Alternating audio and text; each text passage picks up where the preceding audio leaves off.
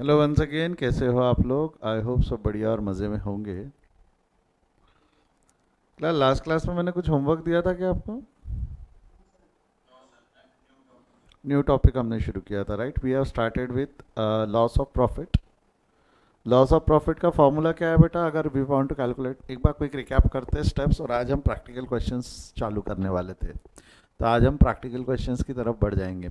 Loss of profit का formula क्या है? It goes like that, with respect to company या क्लेम कंपनी जो देने वाली, इंश्योरेंस कंपनी जो क्लेम देंगी, that will be with respect to two thing. एक तो रिडक्शन इन टर्नओवर की वजह से जितना प्रॉफिट लॉस हुआ है, और आपका प्रॉफिट रिटेन करने के लिए जितना आपने खर्चा कर रखा है वो। तो ये दो चीज़ों का कंपनसेशन देने वाली है। रिडक्शन इन टर्नओवर का प्रॉफिट निकालना है तो reduction in turnover into adjusted GP rate कर लेंगे आप। एंड ये जो रिडक्शन इन टर्नओवर रहने वाला है, ये निकालने का तरीका है। फिर हम देखते हैं step number 1, step number 2, step number 3, और ये स्टेप नंबर 4 होती है। उसमें से लेस लेस कर देते हैं आप insured saving in insured standing charges, जितना पैसा आपका बचा है वो माइनस करके आपका लॉस ऑफ प्रॉफिट आता है। स्टेप नंबर 1 कैसे पता चलता है? Standard turnover. स्टैंडर्ड टर्नओवर का मतलब क्या होता है? जो टर्नओवर इंडिमनिटी पीरियड में यहाँ पे था, सेम टर्नओवर आप प्रीवियस ईयर में देख लो कि कब था, कि भाई आप इंडिमनिटी पीरियड बोलो या डिसरप्शन पीरियड बोलो, तो उतने पीरियड का आपने टर्नओवर निकाल लेना है।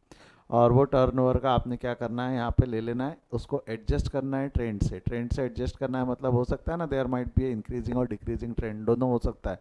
ज़रूरी नहीं है there will always be have an increasing trend. Decreasing trend होगा तो वो भी एडजस्ट करो। उसमें से less turnover in the same period of disruption, जो है सेम पीरियड के अंदर में जो टर्नओवर एक्चुअल आपने कर लिया है, उतना तो लॉस है नहीं ना आपका। जो लॉस, कौन सा लॉस होने वाला है? जितना आप नहीं कर पाए, तो वो माइनस करके आपको वो मिल जाएगा कि रिडक्शन इन टर्नओवर कितना। हमको सिर्फ रिडक्शन इन टर्नओवर नहीं निकालना है, हमको जीपी भी निकालना है। जीपी कौन सा? एडजस्टेड जीपी निकालना है। तो हम क्या करेंगे, प्रीवियस फाइनेंशियल ईयर को बेस बनाना है। किसको बेस बनाना है आपको? Previous financial year. Gross profit upon turnover into 100 अगर हम कर दे तो,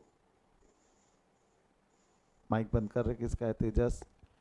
ग्रॉस प्रॉफिट इंटू क्या बोल रहा हूँ मैं, gross profit divided by turnover into 100 कर दो तो हमको मिल जाएगा। बट ग्रॉस प्रॉफिट डायरेक्ट निकालना है कि घूम के निकालना है? किस तरीके से निकलेगा? Net profit plus insured standing charges divided by turnover of previous year. इसके लॉजिक वगैरह बताया था। वेरिएबल कॉस्ट छोड़ देता है ये। क्यों छोड़ देता है? क्योंकि वेरिएबल कॉस्ट इनकर्ड नहीं हुई है और ना ही होने वाली है। साथ ही साथ में ये कौन सी कॉस्ट छोड़ देगा आपकी? कौन सी कॉस्ट छोड़ देगा ये? अनइंश्योर्ड। सीधी बात है, जिसका आपने इंश्योरेंस नहीं निकाला उसका रिस्क हम क्यों ले? After calculating GDP, you'll have to adjust your trend. After calculation of GDP, you'll have to GP ratio. You'll have to adjust your trend. And the previous year turnover is without adjusting trend, क्योंकि हमको पिछले साल का rate निकालना है और उसमें trend adjust करना है। क्लियर है यहाँ तक? देन उसके बाद में हमने देखा था increase cost of working, which ever is less. 3 items में से जो भी कम होगा वो हमको लेना है। एक्चुअल टर्नओवर, मैं इसको प्रोपोर्शनेट नहीं, एक्चुअल कॉस्ट और इसको प्रोपोर्शनेट कॉस्ट बोलूँ तो चलेगा क्या? Actual cost and proportionate cost. Proportionate cost with respect to, ये वाला फार्मूला यूज़ नहीं करना है ना हमको। अब कौन सा फार्मूला यूज़ करेंगे हम? एनुअल टर्नओवर इनटू, क्या बोल रहा हूँ मैं, annual turnover into adjusted GP divided by annual turnover into adjusted GP plus unsecured standing charges. तो प्रपोर्शन मिल जाएगा ना, secured with respect to secured plus secured with respect to total का रेशो मिल जाता है ना इसमें। Secured with respect to total का रेशो मिल जाता है आपको। क्लियर है यहाँ तक? तो ऑफकोर्स आपको नहीं लगता अगर आपने 100% इंश्योर्ड नहीं किया हुआ है तो ये कम आने वाला है? अगर आपका 100% इंश्योर्ड नहीं है तो ये कम आने वाला है ना, हाँ या ना? तो एक्चुअल से थोड़ा कम ही कंपनसेशन मिलता है आपको, एक्चुअल से थोड़ा कम ही अलाउड होता है। उनका भी बोलना है ठीक है, जब आप उस चीज़ का इंश्योरेंस नहीं निकाल रहे तो कुछ दिक्कत नहीं है आपको, अगर वो लॉस में भी चला जाए तो। ऐसा इंश्योरेंस कंपनी का बोलना है। And next is reduction in turnover avoided. Avoided मतलब जितना भी आपका इंक्रीज कॉस्ट ऑफ वर्किंग से आपका टर्नओवर अवॉइड हुआ है, यानी रिडक्शन अवॉइड हुआ है, टर्नओवर बढ़ा है। सिंपल भाषा में आप क्या बोल सकते हो कि इंक्रीज कॉस्ट ऑफ वर्किंग से जितना टर्नओवर बढ़ा है इनटू एडजस्टेड जीपी कर लोगे तो वही एक्चुअल बेनिफिट है ना ये। Actual cost, proportionate cost and benefit, whichever is less will be deducted. Actual cost, proportionate cost, benefit, whichever is less will be deducted. Body में क्या है? yes or no? Increase cost of working का। Then आपका fourth step जो अभी हम पहले देख चुके थे, लॉस ऑफ प्रॉफिट निकालने के लिए फॉर्मूला है reduction in turnover into adjusted GP. आपका लॉस ऑफ प्रॉफिट आ जाएगा, उसमें ऐड कर they increase cost of working, उसमें से लेस सेविंग इन सिक्योर्ड स्टैंडिंग चार्जेस के नाम से माइनस कर दे तो तेरा लॉस ऑफ प्रॉफिट आ जाएगा। Claim average clause might applicable might not be applicable. Average clause applicable है या नहीं है उसके लिए इंश्योरेबल सम निकालना पड़ेगा। इंश्योरेबल सम कैसे निकालोगे आप? इंश्योरेबल सम निकालने का तरीका है annual turnover. Annual turnover adjusted, annual turnover मतलब इमीडिएटली 12 मंथ वाला टर्नओवर इनटू एडजस्टेड जीपी कर लोगे तो इतने का इंश्योरेंस तुमको निकालना था। इतने का इंश्योरेंस निकाला है तो अच्छी बात है, नहीं निकाला है तो average clause policy value divided by, कैसा करोगे? Policy value divided by, formula क्या है? Policy value divided by insurable sum into loss of profit. इतना पॉलिसी निकाला, इतना निकालना था, मल्टीप्लाइड बाय लॉस, तो तेरे को क्या मिल जाएगा? Average clause. ये कब एप्लीकेबल है? जब insurable sum is more than policy value. Insurable sum ज़्यादा है, पॉलिसी वैल्यू कम है। बॉडी में गया ये? सिंपल है, कोई स्टेप में कोई कॉम्प्लिकेशंस नहीं है अब तक। बढ़ जाओ आगे यहाँ से। अब इसकी मदद से हमने कुछ छोटे छोटे प्यारे प्यारे क्वेश्चन सॉल्व करना है। प्रॉब्लम नंबर 8 पे आ जाओ, सभी का ध्यान आपके कंप्यूटर स्क्रीन पे। मुंडी वंडी झटको, स्ट्रेट बैठो। A fire occurred on 1st February 2002 in the premises of Pioneer Limited, a retail store, and the business was partially disorganized up to 30th June 2002। एक मिनट, फायर कब हुआ ध्यान से देखना। डिसरप्शन पीरियड हमको जानना जरूरी है क्योंकि डिसरप्शन पीरियड का ही लॉस मिलने वाला है ना हमको। Fire was occurred on 1st February 2002 and this organisation was till 30th June 2002। तो can you calculate that months? अगर मैं उंगलियों पे गिनने की बात करूँ तो गिन सकते हो क्या? फरवरी, मार्च, अप्रैल, मई, जून। फरवरी पूरा, मार्च, अप्रैल, मई, जून। कितने महीने का डिसरप्शन चल रहा है यहाँ पे? How much month? 5 months. Body में गया है ये? येस और नो में जवाब दो। ठीक है, 5 महीने का डिसरप्शन पीरियड रहा है आपका। 5 महीने का क्या रहा है? Disruption. The company was insured under profit of नहीं loss of profit policy of 1,25,000 within a 6 month period of indemnity.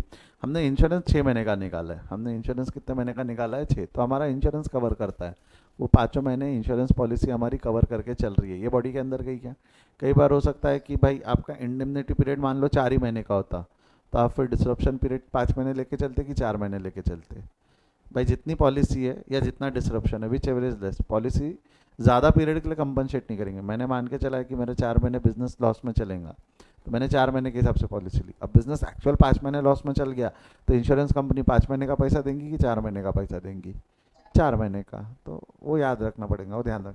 इतना ज़्यादा कॉम्प्लिकेटेड इंस्टीट्यूट करेंगे नहीं, वो मेजरली जो डिसरप्शन पीरियड है उसी को ध्यान में देते। डिसरप्शन पीरियड और इंडेमनिटी पीरियड में फ़र्क समझा क्या?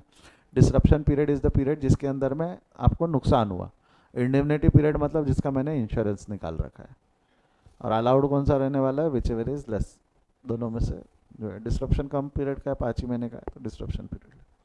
From the following information compute the amount of claim under the loss of profit of policy if the entire sale during the interrupted period was due to the additional expenses। एक minute, यहाँ पे ये दिया हुआ है, एक hint दी हुई है आपको कि assuming that the entire sale during the interruption period was due to additional expenses। जितना भी सेल आपका इस वक्त हुआ है, आपका डिसरप्शन के टाइम पे हुआ है, ये किसकी वजह से हुआ है बोल रहा है वो? Additional expenses. ये क्यों दिया हुआ है? ये क्यों दिया हुआ है? रिडक्शन इन टर्नओवर अवॉइडेड लगता है ना आपको इंक्रीज कॉस्ट ऑफ वर्किंग में जो थर्ड पॉइंट है बेनिफिट, वो क्या बोल रहा है? पूरा का पूरा बेनिफिट आपका जो हुआ है, जितना भी टर्नओवर आपका अवॉइड हुआ है, सेल जितना हुआ है दैट इज टर्नओवर अवॉइडेड ना, याद करो। जितना भी आपका स्टैंडर्ड जो जितना भी आपका इंडेमनिटी पीरियड या डिसरप्शन पीरियड के अंदर में सेल हुआ है that is turnover avoided, reduction in turnover avoided. तो वो पूरा का पूरा इंक्रीज कॉस्ट ऑफ वर्किंग की वजह से हुआ है। ऐसी हिंट देने की वजह से आपको बोल दिया उसने कि पॉइंट नंबर 3 जब निकालेगा इंक्रीज कॉस्ट ऑफ वर्किंग में, जब तू सी पॉइंट निकालेगा तो पूरा का पूरा सेल इनटू जीडीपी वो कर लेना, तूने क्या कर लेना? Adjusted GP. समझा क्या? बॉडी में गया क्या? बढ़ जाओ आगे, बढ़ जाओ यहाँ से। हाँ या ना? चल, actual turnover of 1st February 2000, 1st February to 19th दिया हुआ है। मेरे को बताइए एक्चुअल टर्नओवर मतलब, ये एक्चुअल टर्नओवर मतलब ये वो वाला टर्नओवर हो गया ना जो हमारा डिसरप्शन के वक्त में हुआ है, ठीक है? एक्चुअल टर्नओवर बोल सकते हैं आप इसको। इसको क्या बोल सकते हैं आप? Actual turnover. Turnover from 1st February to this, ये 1st February टू दिस, इसको इसको इसको मैं अगर स्टैंडर्ड बोलूँ तो चलूँ, बट इसमें अभी तक के एडजस्टमेंट हुआ नहीं है। we'll have to adjust the trend ना, we'll have to adjust the trend to take it into consideration. अगर consideration में लेना है तो turnover of 1st February to 31st January, 1st February to 31st January 2002 यानी 1 जनवरी नहीं, ये मेरे को एनुअल टर्न, हाँ ये एनुअल टर्नओवर हो गया ना, immediately preceding 12 month.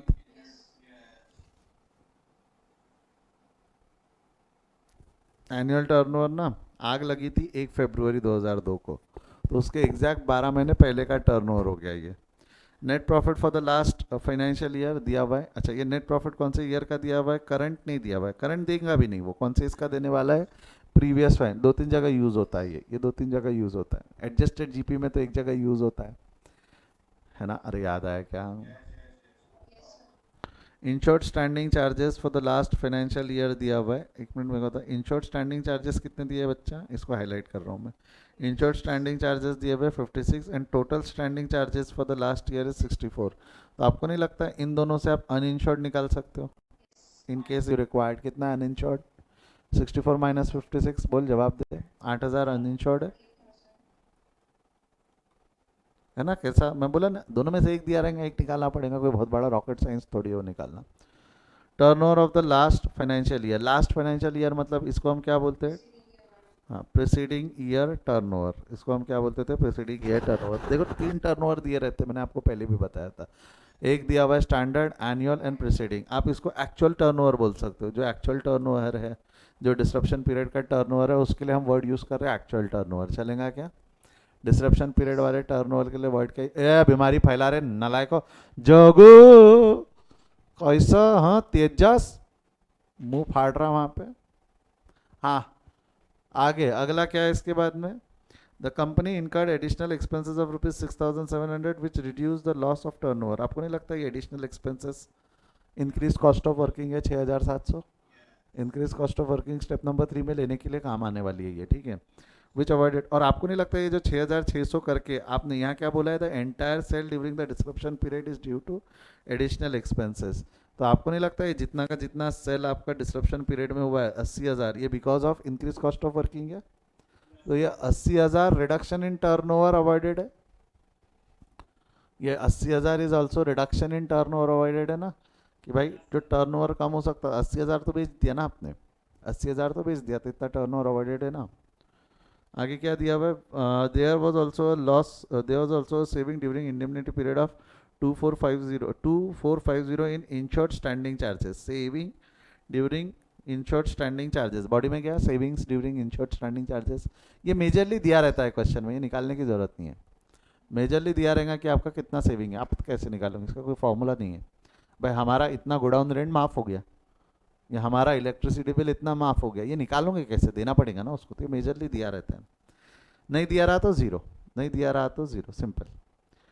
There had been a considerable increase in the trend since the last annual accounts, and it has been agreed that adjustment of 15% be made in respect of upward trend in the profit. 15% का एक trend आपको adjust करने का है इन turnover. इन turnover यहाँ कहीं भी profit नहीं लिखा हुआ है, सॉरी मैंने प्रॉफिट शायद बोलते वक्त बोल दिया था। 15% भी adjusted as an upward trend in turnover. Turnover के अंदर में ट्रेंड एडजस्ट करना है। जीपी का ट्रेंड दिया हुआ है क्या क्वेश्चन में? नहीं, ट्रेंड का दिया हुआ है? ट्रेंड सिर्फ दिया हुआ है टर्नओवर का, जीपी का ट्रेंड दिया हुआ नहीं है। तो जो एक्चुअल जीपी आएगा, क्या बोल रहा हूँ मैं, जो आपका एक्चुअल जीपी रेट आएगा that will be your GP rate, that will be your GP rate, ठीक है? That is your GP rate, उसमें टर्नओवर नहीं। चला आजा मैं बताता हूँ कैसा। स्टेप्स याद है? बोल बेटा। स्टेप नंबर 1 क्या? Step number 1 reduction in turnover, reduction in turnover. चलो शुरू करें, एक एक करके क्वेश्चंस पढ़ लिया एक बार हमने, या एक बार हमने क्वेश्चन पढ़ लिया, या एक बार हमने क्वेश्चन पढ़ लिया, तो अब एक एक करके करेंगे। प्रॉब्लम नंबर 8 मेरे साथ शुरू करना एक आवाज़ में। स्टेप नंबर 1 बोलते जा बेटा। सो स्टेप नंबर 1 क्या निकालोगे? Reduction in turnover. अच्छा, रिडक्शन इन टर्नओवर का फॉर्मूला दिया था मैंने। सबसे पहले क्या निकालोगे आप? Standard turnover. यानी सबसे नहीं स्टैंडर्ड टर्नओवर ही ट्रेंड एडजस्ट करके होता है, यानी स्टैंडर्ड टर्न ओवर। अच्छा, स्टैंडर्ड टर्नओवर कैसे निकालोगे? आपका turnover in the preceding financial जो भी है उसका प्रीसीडिंग ईयर में है 2 लाख का टर्नओवर है, बट क्या इट विल बी 2 लाख का टर्नओवर कि 2 लाख का प्लस 15%? ट्रेंड एडजस्ट करना पड़ेगा ना, 2 लाख प्लस 15%, कितना हो जाएंगे? 2,30,000 लेस रिडक्शन, जिसके लिए हमने वर्ड क्या वापरा था? एक्चुअल सेल वापरा होगा ना, वर्ड क्या वापरा था हमने देख लेते स्टेप में। Turnover in the same period of disruption, ठीक है, turnover in the same period of disruption, turnover in same period of disruption. तो turnover in same period of disruption कितना हो गया आपका? दिस वाज गिवन 80,000, हाँ या ना? तो 80,000 माइनस कर दोगे तो आपका कितना आ जाएगा? 1,50,000। बॉडी में क्या है ये, हाँ या ना बोल? ये 80,000 मैंने मन से नहीं लाया, वो यहाँ दिया हुआ है। एक्चुअल टर्नओवर हमारा कितना हुआ है? 80,000। तो that is your reduction in turnover. 1,00,000 कितना आया answer? 1,50,000। Now let's bring the discussion to the next level. अगला क्या निकाल लेंगे हम? Step number 2। स्टेप नंबर 2 में अब क्या निकलेगा? एडजस्टेड, हाँ, एडजस्टेड ग्रॉस प्रॉफिट रेशो। इसका फॉर्मूला बताया था बेटा मैंने, GP rate is equal to, हाँ बोल बोल बोल बोल।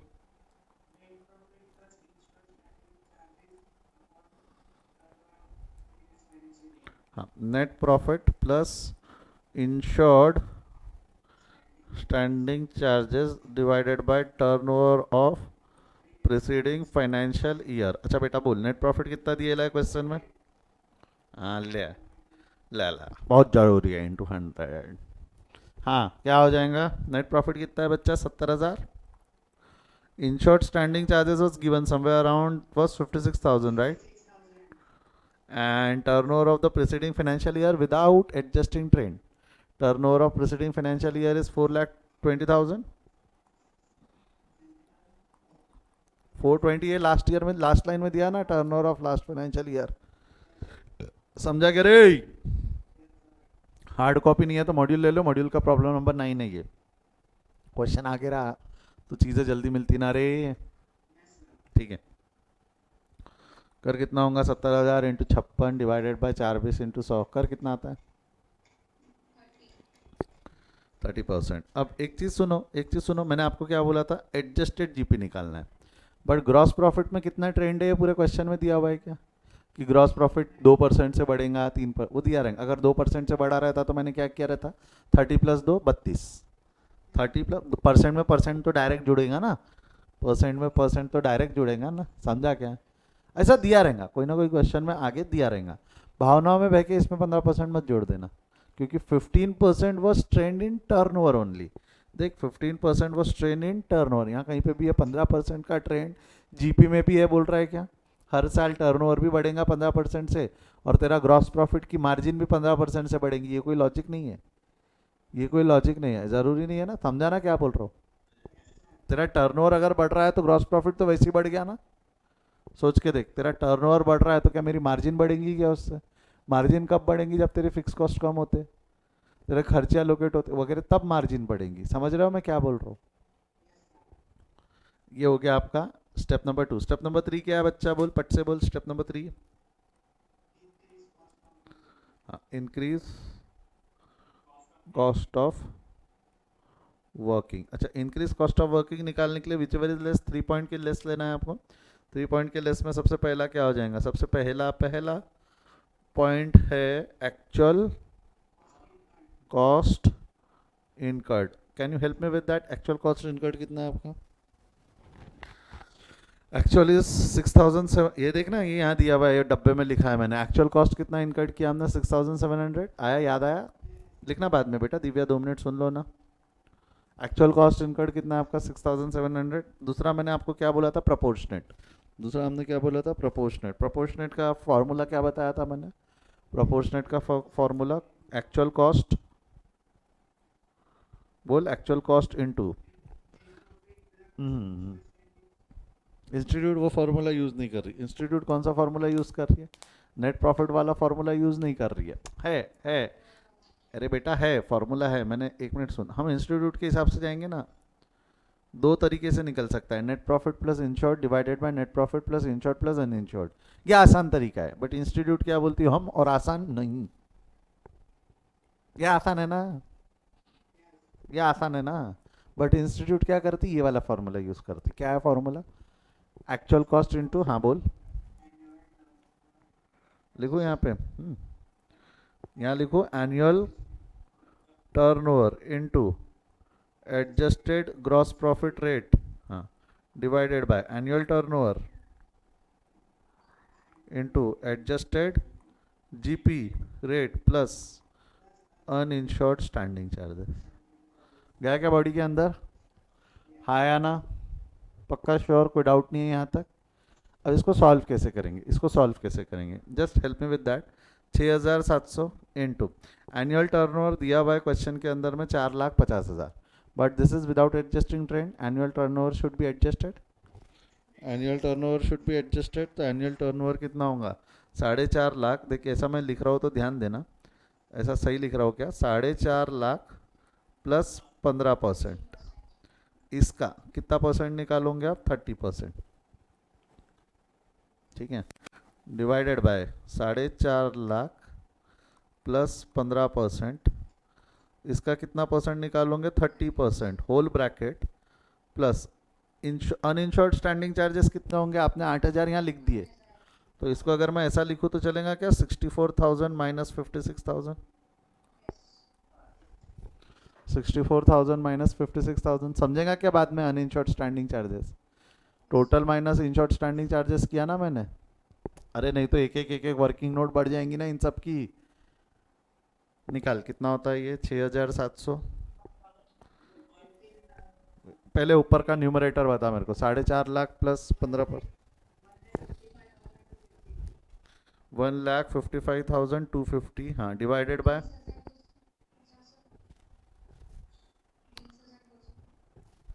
आप फाइनल आंसर बता रहे हो क्या बेटा? मैं कैलसी ला रहा हूँ, 1 मिनट।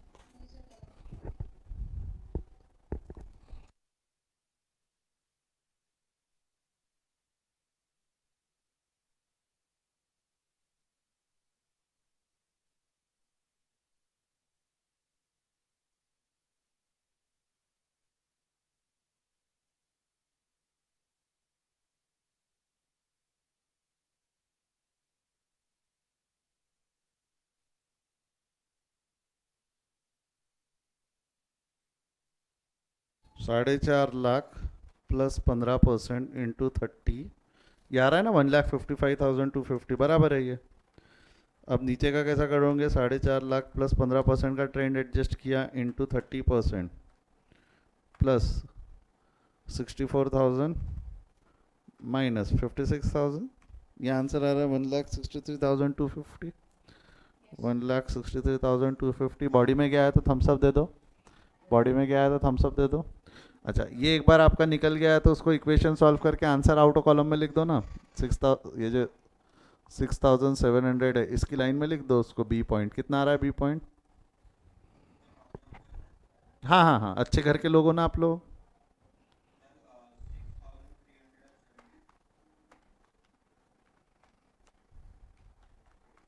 $6,372, 71.66 आ रहा है तो 72 कर लो उसको। 6,372, देखो थोड़ा सा कम आया है। 6,700 उससे कम आता है ना ये, क्योंकि प्रोपोर्शनेट बिगड़ता है ना, नीचे में इंश्योर्ड स्टैंडिंग चार्जेस जुड़ जाते हैं। अच्छा, ये हमने कौन सा था फॉर्मूला यूज़ किया? इंस्टीट्यूट वाला, आईसीआई का फॉर्मूला यूज़ किया। एक बार नॉन आईसीआई वाला फॉर्मूला यूज़ करके देखे, जो उसके अलावा जो नेट प्रॉफिट वाला जो प्रपोर्शन है, आ जाओ।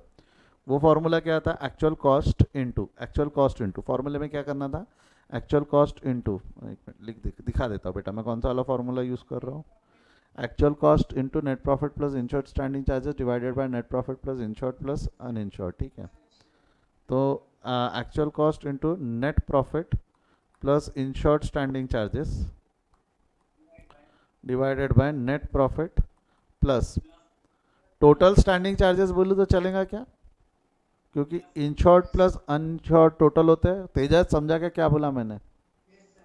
तो प्लस क्योंकि क्वेश्चन में टोटल दिया हुआ है, क्वेश्चन में क्या दिया हुआ है? टोटल दिया हुआ है। चल, एक्चुअल कॉस्ट कितना हो जाएगा? 6,700 प्लस नेट प्रॉफिट कितना है? 6,700 इंटू नेट प्रॉफिट कितना है क्वेश्चन में दिया हुआ है? 70,000 plus insured standing charges, insured standing charges है 56,000, 56,000, ठीक है, divided by 70,000 plus total standing charges है 64,000। हो गया ना? इंश्योर्ड डिवाइडेड बाय टोटल का proportion, insured divided by total का प्रोपोर्शन कर तो कितना आता है ये? 6,700 इंटू 1,26,000 डिवाइडेड बाय 70,000 प्लस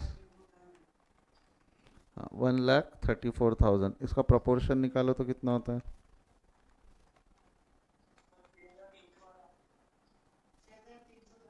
है ना? आंसर हल्का सा अलग आता है, हल्का सा गलत अलग आता है।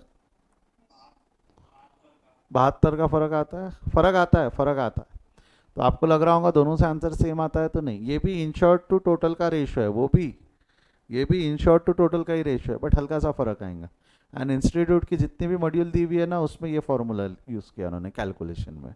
तो हम क्या करेंगे? Are we going to use insured divided by total करेंगे, कि we are going to use GP divided by GP plus uninsured,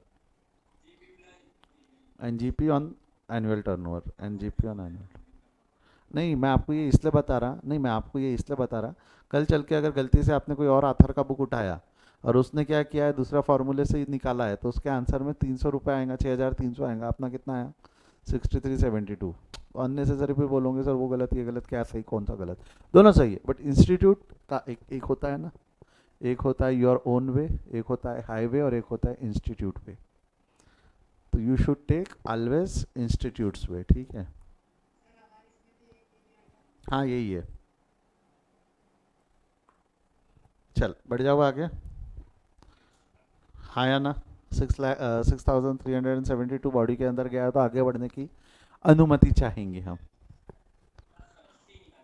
ठीक है, अगला ये हो गया बी पॉइंट। सी पॉइंट पे आ जाओ। सी पॉइंट के अंदर में क्या होने वाला है आपका? C point and actual cost हो गया, कॉस्ट प्रपोर्शन हो गया। नेक्स्ट क्या होता है आपका? रिडक्शन इन, अच्छा रिडक्शन इन टर्नओवर। इसमें मैंने आपको बोला था important is not reduction in turnover, we have to take turnover की avoided, avoided into adjusted GP rate, ठीक है? Now guys, can you help me with that? Can you help me with that? Don't you think this is turnover avoided? Reduction in turnover avoided 80,000। अरे बाबा 80,000 का जो तूने turnover किया that is turnover, reduction avoided है ना? But ये 80,000 का पूरा इंक्रीज कॉस्ट ऑफ वर्किंग की वजह से अवॉइडेड है क्या? ये देखना पड़ेगा क्वेश्चन में। देख ले, क्वेश्चन में दिया हुआ है ना कि पूरा का पूरा रिडक्शन, ये जो येलो कलर से हाईलाइट किया हुआ है, entire sale during the indemnity interruption period is due to additional expense, तो पूरा का पूरा एडिशनल एक्सपेंस की वजह से अवॉइडेड है ना? तो ये पूरा का पूरा यहाँ पे हो जाएगा। कैसे लोगे आप इसको? 80,000 इंटू 30%। बेटा अगर ये क्वेश्चन में दिया हुआ है कि पूरा का पूरा सेल उस वजह से हुआ है, बट अगर कुछ और फिगर दी रही तो वो फिगर लेना पड़ता। आपको यहाँ अवॉइडेड लेना है, आपको रिडक्शन इन टर्नओवर इन्हें पूरा का पूरा नहीं लेना है, जितना इंक्रीज कॉस्ट ऑफ वर्किंग की वजह से अवॉइड हुआ है उतना लेना है। आगे आएगा जरा प्रोपोर्शन चेंज होगा तब ज़रा ध्यान देंगे। निकाल कितना होता है ये? 80। ये तो बहुत ज़्यादा है, मतलब आपको नहीं लगता आपने कॉस्ट कम इनकट की बेनिफिट अच्छा मिला है? ये बेनिफिट है ना, ये बेनिफिट है, इसका कंसेप्ट लॉजिकल सही है। देख इंश्योरेंस कंपनी क्या बोलती है, हम उतना ही अलाउ करेंगे जितना बेनिफिट मिला है। भाई खर्चा कम किया बेनिफिट, यानी खर्चा ज़्यादा किया और बेनिफिट ही नहीं मिला तो क्या मतलब? तू बेवकूफ़ है, सारा धंधा नहीं करते आता तेरे को, ऐसा बोलेंगे ना इंश्योरेंस कंपनी। हम तो which ever is less will be allowed, which ever is less मतलब कौन सा खर्चा अलाउड है? 6,300। और मैं आपको एक चीज़ बोल रहा हूँ, ज़्यादातर सिक्स यही वाला आने वाला है, प्रोपोर्शनेट आने वाला है। और ये प्रोपोर्शनेट में दो फार्मूले के ऑप्शन देते हैं। आपने अगर वो वाला फार्मूला वापरा और 6,300 निकाला, और इसने ये फार्मूला वापर के 6,372 निकाला, नहीं लगता आपको इंस्टीट्यूट आपके नंबर काट देंगी?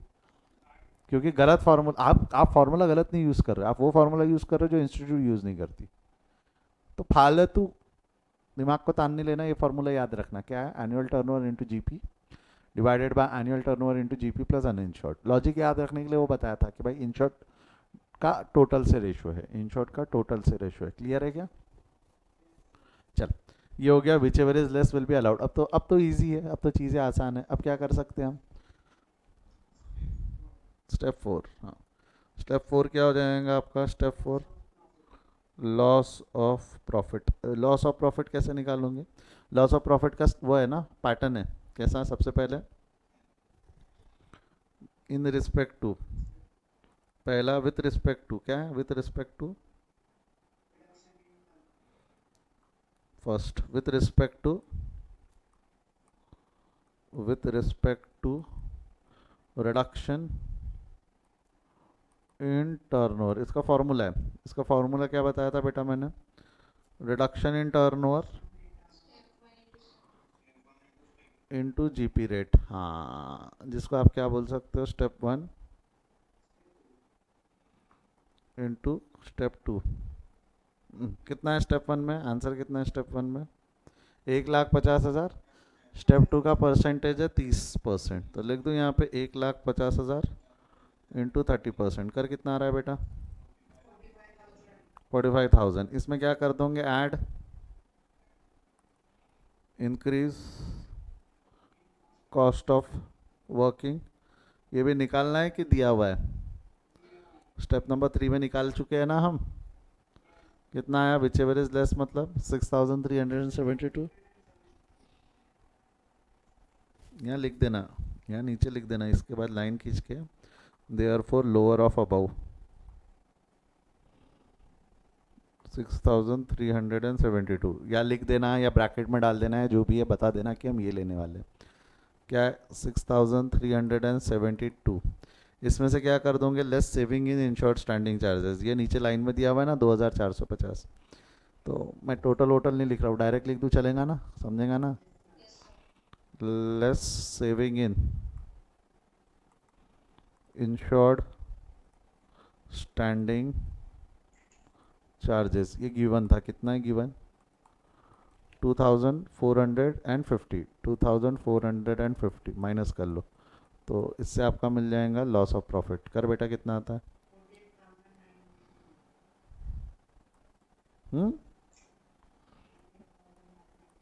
922 बराबर है क्या? 48,922। विश्वास करो इस पर, ये फिगर पे विश्वास की जा सकती है। Yes, that's correct, 48,922। बढ़ जाओ आगे। अच्छा, एक बार आपने ये निकाल लिया, तो अब क्या करोगे? Last point, step number 5। पहले तो ये चेक ना एवरेज क्लॉज एप्लीकेबल है या नहीं। तो इसको लास्ट के स्टेप को एवरेज क्लॉज नाम नहीं देना, लास्ट स्टेप को नाम क्या देना? क्लेम। ठीक है, क्लेम में सबसे पहले क्या लिख लेना लाकर? ज़्यादा दिमाग को टेंशन नहीं चाहिए, तो सबसे पहले लाकर लिख देना पॉलिसी वैल्यू। कितना है रे बेटा पॉलिसी वैल्यू? कितना है रे पॉलिसी वैल्यू? 1,25,000। अरे बेटा, पॉलिसी वैल्यू थोड़ी निकाली, पॉलिसी वैल्यू तो पहली बार लिखी ना।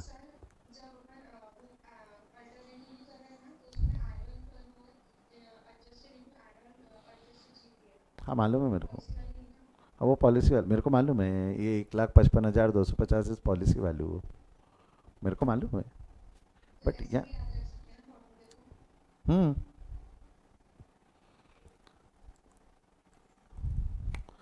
चल, क्या हो जाएगा आपका? Insurable some.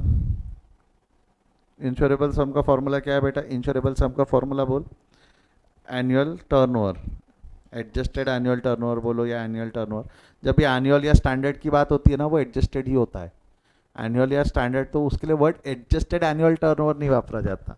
If it is annual turnover it means कि ट्रेंड एडजस्ट किया हुआ है। समझा का क्या बोला मैंने? ठीक है, तो फॉर्मूला क्या है? Annual turnover into GP. But GP rate, इसके लिए जीपी कौन सा? Adjusted GP rate. एडजस्टेड है नहीं, but you'll have to use, GP के लिए वर्ड यूज करना पड़ता है एडजस्टेड, बट टर्नओवर के लिए यूज नहीं करना पड़ता। तो बच्चों को क्या लगता है? टर्नओवर में ट्रेंड एडजस्ट नहीं होता, टर्नओवर में एडजस्ट होता है। एनुअल टर्नओवर कितना है आपका? एनुअल टर्नओवर अगर हम देखें तो annual turnover is 4.5 lakh. But ये 4.5 लाख नहीं रहने वाला, ये रहेगा 4.5 लाख प्लस 15%, इंटू 30%, कर दो कितना आने वाला है ये?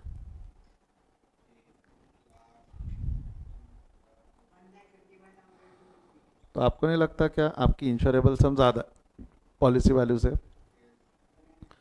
एज यहाँ लिख लेना, as insurable sum is more than policy value, average clause applicable. या आपके समझने के लिए भी है, आप चाहो तो एग्जाम में भी लिख सकते हो। Therefore claim is equal to formula बोल दे बेटा, क्लेम का फॉर्मूला क्या है? हाँ, पॉलिसी वैल्यू अपॉन स्टॉक नहीं बोला जिसने, हाँ ठीक है, stock on the date of disruption है, अरे वो लॉस ऑफ स्टॉक में था। यहाँ क्या हो जाएगा? Policy value divided by insurable sum into loss of profit. तो policy value is 1,25,000, insurable sum is 1,55,250 and loss of profit is step number 2 में 48,922, 48,922। कर तो कितना होता है 48,922 से मल्टीप्लाई करके? 39,390। क्या बोलते हैं, डिफिकल्ट है क्या इंश्योरेंस पॉलिसी? बच्चों को डिफिकल्ट लगता है क्योंकि स्टेप्स याद नहीं रहती ना, कंसेप्ट ही नहीं समझा रहता पहले तो। पहले दिक्कत कहाँ से शुरू होती है? लॉस ऑफ स्टॉक नहीं समझा सर, लॉस ऑफ स्टॉक नहीं समझा तो लॉस ऑफ प्रॉफिट कहाँ से समझ में आता, फिर और दिक्कत बढ़ते जाती। तो आई डोंट फाइंड कि ये कहीं डिफिकल्ट है। इंस्टीट्यूट क्वेश्चन पूछती है, करना है। मैंने बताया ना कैलकुलेशन बेस्ड चैप्टर के ऊपर में क्वेश्चन पक्का आने वाला है। मैंने ऐसे calculation based chapter, dividend policy, managerial remuneration और ये इंश्योरेंस वाला, क्लियर है क्या?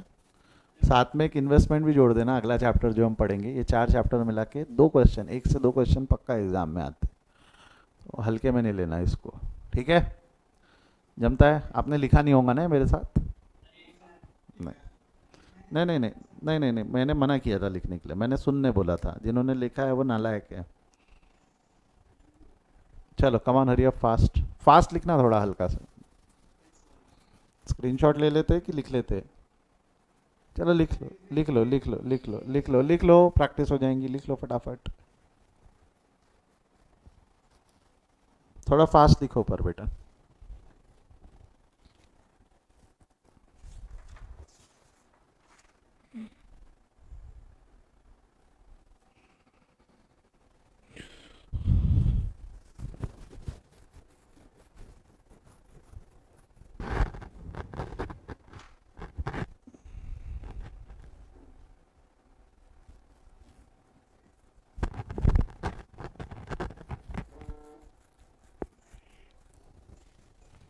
कौन है ये रे, कौन है? फोन वोन बंद कर रे, साइलेंट कर उसको,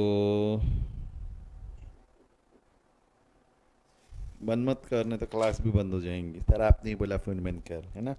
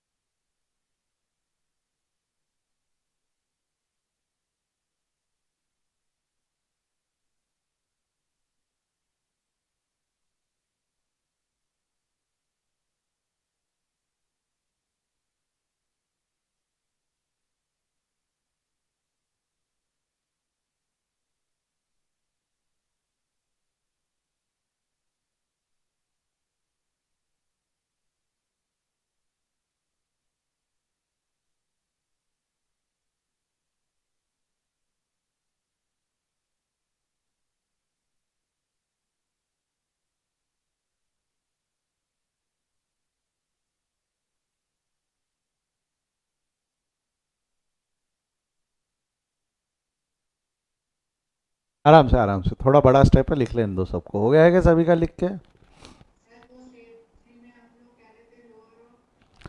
lower of all of the above, lower of three जो रहेगा वो, लोअर ऑफ अबव इज 6370, लिखा है ना last line? Lower of above only, और क्या बोलेंगे?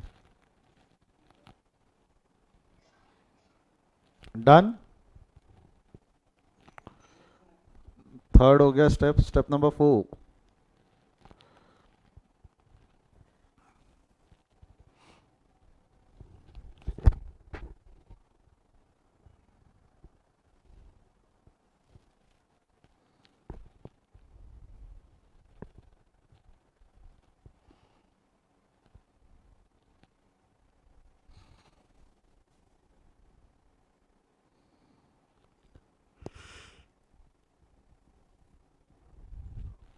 मैं अभी बोल रहा हूँ बेटा, एग्जाम में अगर क्वेश्चन आया है तो गलती से भी छोड़ना नहीं।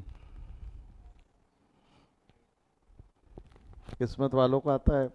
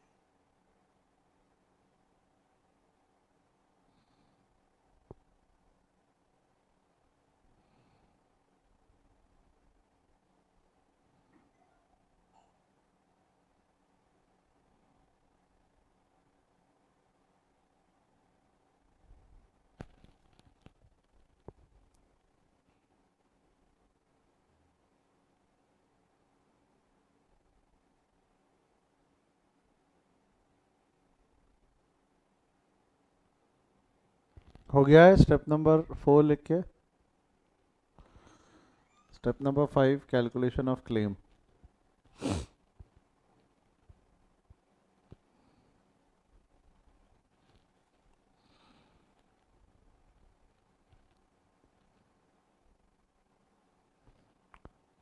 चलिए हो जाए तो बताना।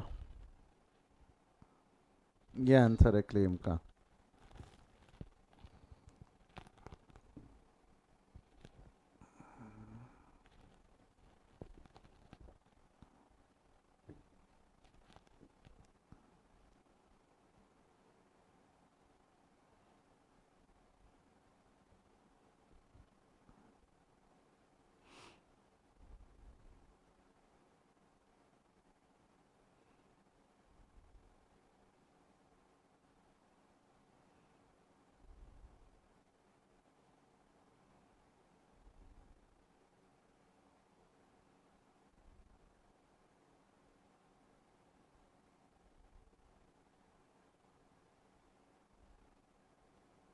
बोल बच्चा बोल, हो गया है नहीं? बढ़ जाओ आगे यहाँ से, एक सांस में।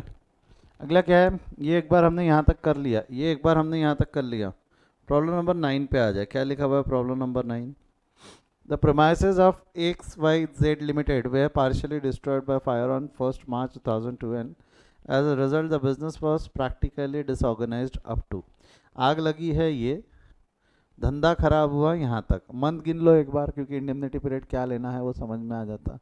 मार्च, अप्रैल, मई, जून, जुलाई, अगस्त। और इंडेमनिटी पीरियड भी 6 महीने का ही है ना। इंडेमनिटी पीरियड मतलब इंश्योर्ड पीरियड। 6 महीने का डिस्ट्रप्शन पीरियड है, 6 महीने का इंडेमनिटी पीरियड है, कोई दिक्कत नहीं है। ज़्यादा रहता तो प्रॉब्लम हो जाती। डिसरप्शन पीरियड ज़्यादा रहता तो, इंडेमनिटी पीरियड ज़्यादा रहे तो कोई परेशानी नहीं है। डिसरप्शन पीरियड, इंडेमनिटी पीरियड मतलब 6 महीने तक के लॉस कंपनी का इंश्योरेंस कंपनी उठाएंगी। The company is insured under the profit of the policy of 1,65,000 having an indemnity period of 6 month. ठीक है। From the following information prepared a claim under the policy, actual turnover during the dislocation period that is 1 March to लेके अगस्त तक के 80,000 है।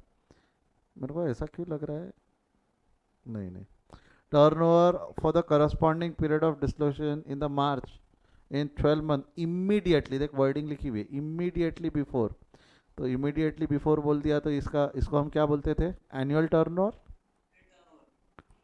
चुपचाप से ना ऐसा हल्के से पेंसिल से लिख देना क्वेश्चन पढ़ते पढ़ते ही, एनुअल टर्नओवर क्या है, स्टैंडर्ड टर्नओवर क्या है, प्रीसीडिंग फाइनेंशियल ईयर का टर्नओवर क्या है। क्योंकि हमने ना, मैंने उसको डेट से बहुत ज़्यादा याद रखवाने की कोशिश नहीं किया, डेट से बहुत ज़्यादा 12 महीने पहले, पिछले साल का वगैरह ये बोलो ना तो दिमाग ख़राब होता है। नाम दे दो, नाम दे दो। अरे मैं जैसा तुम्हारे को क्लास में बार बार, हमारे क्लास में जितने लड़के, मैं हर एक को छोरे छोरे छोरे बोलते रहूँगा तो कन्फ्यूजन होगा ना, ऋषिकेश, वरद, तेजस, आसान जाएगा। समझा ना क्या बोला मैंने, नाम दे दो, नाम दे दो। टर्नओवर टर्नओवर नहीं बोलना, एनुअल टर्नओवर बोलना। The profit for 12 month immediately preceding the profit, नहीं नहीं, एक मिनट कुछ तो गड़बड़ हो रही है।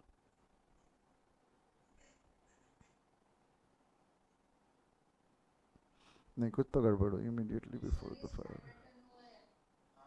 हाँ हाँ हाँ, वही तो बोला, कुछ तो गड़बड़ हो रही है। Turnover for the correspondence period dislocation in the 12 month immediately before the fire. यहाँ इन्होंने वर्ड ऐसा लिख के कंफ्यूज करने की कोशिश किया, जरा डेट पे ध्यान दो, डेट पे ध्यान दो। वो एक्चुअली क्या बोल रहा है कि पिछले 12 महीने के टर्नओवर में से ये तारीख का टर्नओवर इतना है, पिछले 12 महीने के टर्नओवर में ये तारीख का टर्नओवर इतना है। तो ये तारीख का टर्नओवर मतलब ये क्या है आपका, स्टैंडर्ड टर्नओवर। और turnover 12 month immediately preceding the fire, date पे ध्यान दोगे तो ये तारीख से पहले, ये होता है आपका एनुअल टर्नओवर। ठीक है। नेट प्रॉफिट दिया हुआ है, इंश्योर्ड स्टैंडिंग चार्जेस दिया हुआ है, अनइंश्योर्ड स्टैंडिंग चार्जेस दिया हुआ है। अब बेटा टोटल नहीं दिया हुआ है तो इसकी टोटल मार के आपको टोटल पता चल सकता है ना। Turnover of last financial year, ये प्रीसीडिंग फाइनेंशियल ईयर का टर्नओवर है। ओके, तो तीनों टर्नओवर हमको मिल गए, बट इसमें भी ट्रेंड, इसमें ट्रेंड एडजस्ट करने की ज़रूरत है, इसमें ट्रेंड एडजस्ट करने की ज़रूरत है, इसमें ट्रेंड एडजस्ट करने की ज़रूरत नहीं है। Due to the substantial increase in the trade before and up to the date of the time of fire, it was agreed that an adjustment of, क्या है, adjustment of 10% should be made with respect to turnover. Turnover में एक 10% का adjustment मारना है आपको, मतलब यहाँ पे प्लस 10% कर दोगे तो आपका टर्नओवर हो जाएगा समवेयर अराउंड जो भी है, इसमें 10% जोड़ दोगे तो आपका टर्नओवर हो जाएगा 6,60,000। ये हो गया आपका एनुअल टर्नओवर। इसमें 10% जोड़ तो कितना होता है, 240 में 10% जोड़ा तो 2,64,000, that's your standard turnover. Previous year का 2 लाख की रहेगा। The company has increased additional expenses of 93,000 immediately after the fire, 93,000 increased cost of working, but for this expenditure the turnover during the period of dislocation would have been only 55,000। तो आपको नहीं लगता reduction in turnover avoided is 55,000? Reduction in turnover avoided कितना है आपका, 55,000? बोल हाँ या ना। तो यदि तेरा रिडक्शन इन टर्नओवर जो है 55,000 है, तो रिडक्शन, एक मिनट, कितना है, नहीं ये जो है, अगर देख वर्डिंग्स क्या है इसकी, the turnover during the dislocation period would have been, अगर आपने एडिशनल खर्चा नहीं किया रहता तो आपका टर्नओवर कितना हुआ रहता, 55,000। अगर आपने एडिशनल खर्चा नहीं किया होता, ध्यान से सुन, अगर आपने एडिशनल खर्चा नहीं किया होता तो आपका टर्नओवर कितना होता, 55,000। बट आपका टर्नओवर 55,000 हुआ है कि 80,000 हुआ है,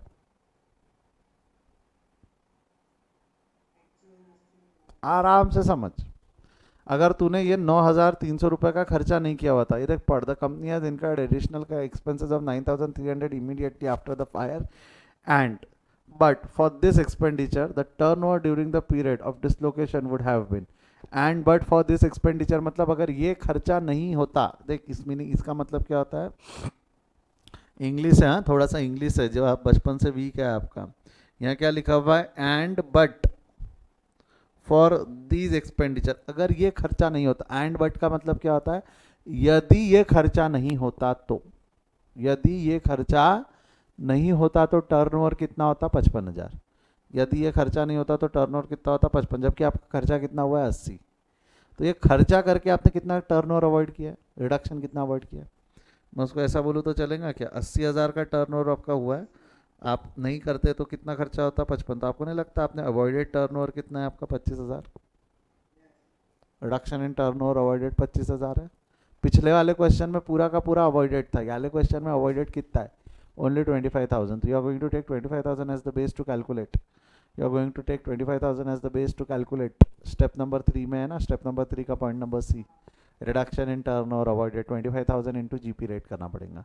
बॉडी में क्या है क्या, मैं होमवर्क देने वाला हूँ, मैं होमवर्क देने वाला हूँ, मैं सिर्फ समझा रहा हूँ, मैं देने वाला होमवर्क क्यों, इसलिए सुन लो। बाद में घर पे जाके सर इसका क्या करना, ये नहीं होना चाहिए, आंसर कल सही चाहिए मेरे को एक साथ।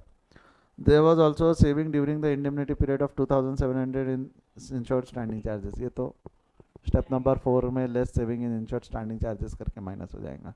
समझा, करके लाऊंगे।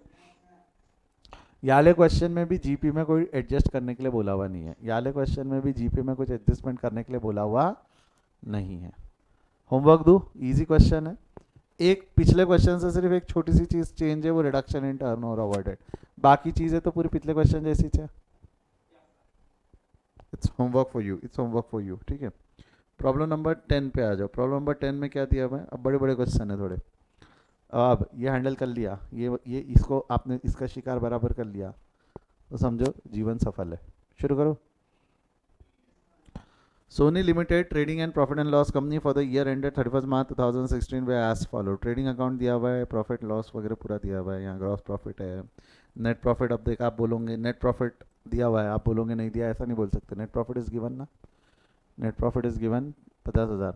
The company has taken out a policy value of 3 lakh and the loss of profit policy of ₹1 lakh. एक चीज़ समझ, दो पॉलिसी है ना, फायर पॉलिसी 3 लाख की है, loss of profit policy 1 lakh की है। फायर पॉलिसी मतलब loss of stock, fire policy मतलब लॉस ऑफ स्टॉक। ओहो, समझ रहे हो, समझ रहे हो। अब लॉस ऑफ स्टॉक भी निकालना है, देख लास्ट लाइन जाके पढ़। Ascertain the claim of, ascertain the claim for stock and loss of profit, stock and loss of profit. पुराना कंसेप्ट याद आया ना, याद आया, आया, मजा आया, मजा आएगा, आएगा मजा आएगा। अभी नहीं आया तो अब आएगा। Having an indemnity period of 6 month, तो 6 मंथ्स का पीरियड है। The fire occurred on, fire कब आया, 1 April 2002। The premises and the entire stocks were gutted with nil salvage value. Nil salvage value loss of stock में लगता है ना, salvage value निकालने के लिए। अरे बाबा लॉस ऑफ स्टॉक का स्टेप याद है कि नहीं है, नहीं नहीं फिर भी मैं रिपीट करूँगा। Loss of stock step number 1 क्या था, स्टेप नंबर 1 क्या था, मेमोरेंडम ट्रेडिंग अकाउंट से stock on the date of disruption निकाल लो।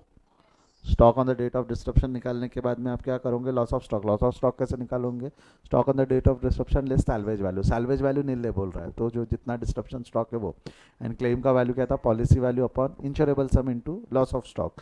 इंश्योरेबल सम को आप बोल सकते हो stock on the date of disruption, ठीक है। एवरेज क्लॉज यदि एप्लीकेबल हो जावे तो। Now let's come to the question.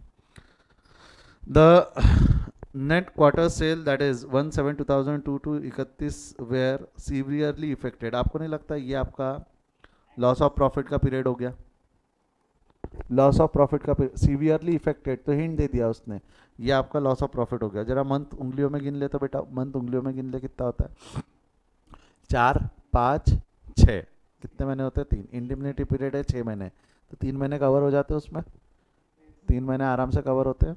अब सेल्स ड्यूरिंग द पीरियड, अब अलग अलग पीरियड के सेल दिए हुए, 1/1/2002 से 31/3/2002 तक, 1/1/2002 से लेके 31/3/2002 तक के। तो आपको नहीं लगता क्या ये, नहीं, हाँ ये जो है ये स्टॉक के लिए काम आएगा, ये काय के लिए काम आ जाएगा आपका, स्टॉक के लिए, मेमोरेंडम ट्रेडिंग के लिए। वही पीरियड का परचेज भी दिया हुआ है, वही पीरियड का आपको क्या दिया हुआ है, परचेज भी। तो लास्ट बैलेंस शीट अगर आप देखोगे तो बैलेंस शीट की डेट 31/12/2001 है। लास्ट बैलेंस शीट की डेट क्या है, 31/12/2001। तो ये मेमोरेंडम ट्रेडिंग में काम आ जाएगा। मैन्युफैक्चरिंग एक्सपेंस, ये भी मेमोरेंडम ट्रेडिंग में काम आ जाएंगे। सेल्स ड्यूरिंग द पीरियड, अब ज़रा ध्यान देना, सेल्स ड्यूरिंग द पीरियड दिया हुआ है 1/4/2002 से लेके 30/6/2002 तक। तो 1/4/2002 से लेके 30/4/2002 तक के है, तो ये सेल कौन सा सेल हो जाएगा? इसको क्या बोलेंगे हम? Actual sale. एक्चुअल टर्नओवर ना, जो डिसरप्शन पीरियड में टर्नओवर हुआ है, ठीक है। अगला क्या है? Standing charges are this, standing charges are 50,000। Standing charges कितने बोल रहा है वो? 50,000। इंश्योर्ड वाले, अनइंश्योर्ड वगैरह नहीं है। And actual expenses incurred after fire 60,000। Actual expenses after fire है 60,000। कोई दिक्कत यहाँ पे? बढ़िया हो आगे।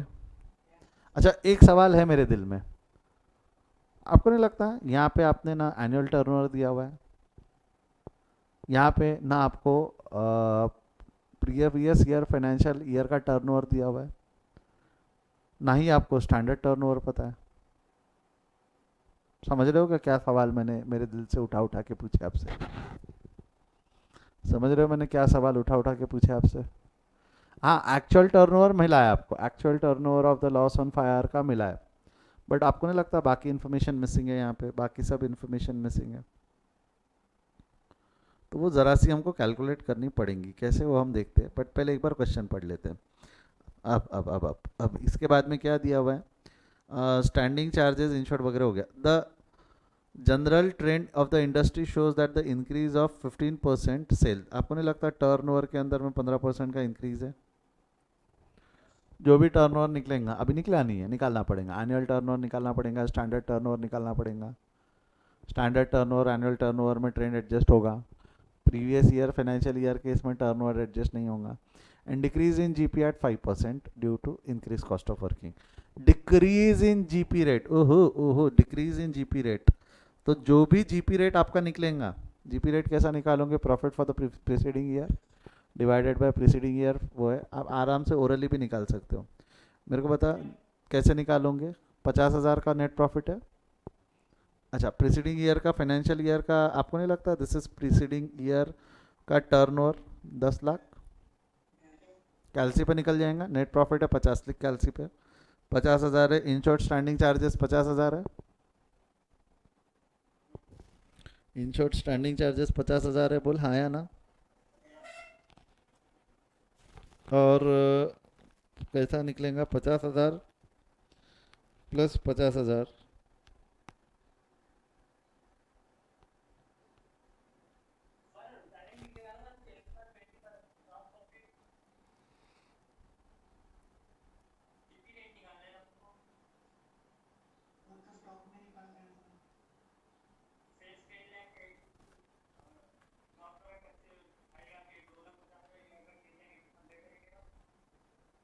दो मिनट।